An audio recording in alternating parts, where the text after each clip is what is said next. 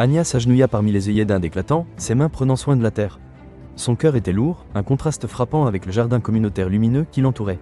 Elle pensait à Rohan, qui était charmant et gentil parfois, mais souvent distant et incertain. Il faisait des projets avec elle, puis les annulait à la dernière minute, la laissant se sentir petite et insignifiante. Se soucie-t-il vraiment de moi? Anya se demandait souvent, un nœud se formant dans son estomac. Elle se retrouvait constamment à attendre, espérant qu'il la choisirait enfin sans hésitation.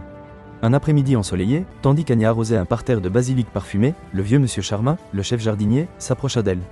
Il remarqua la tristesse dans ses yeux, même si elle souriait faiblement. « Ma chère Anya, le basilic a besoin de soleil et d'eau constante pour pousser fort, dit-il, d'une voix douce.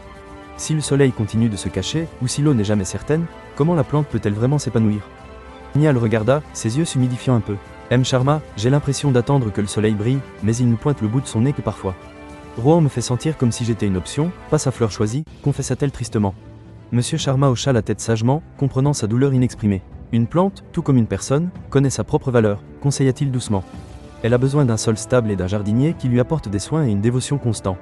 Si le jardinier est toujours distrait, ou incertain s'il veut s'occuper de cette plante particulière, alors peut-être que ce sol n'est pas l'endroit où cette plante précieuse est destinée à pousser, conclut-il. Ces mots résonnèrent profondément en Anya. Elle passa les jours suivants à réfléchir, observant attentivement les plantes autour d'elle. Chaque fleur, chaque herbe, tendait vers le soleil avec un espoir inébranlable, poussant magnifiquement parce qu'elles étaient nourries de manière constante. Anya réalisa qu'elle aussi méritait ce même choix inébranlable et cette même dévotion de la part d'un partenaire.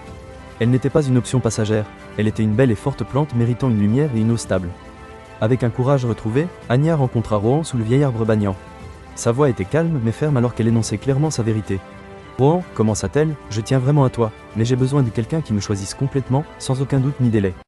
Je mérite un amour qui est certain et constant, pas un que je dois constamment remettre en question, affirma-t-elle clairement.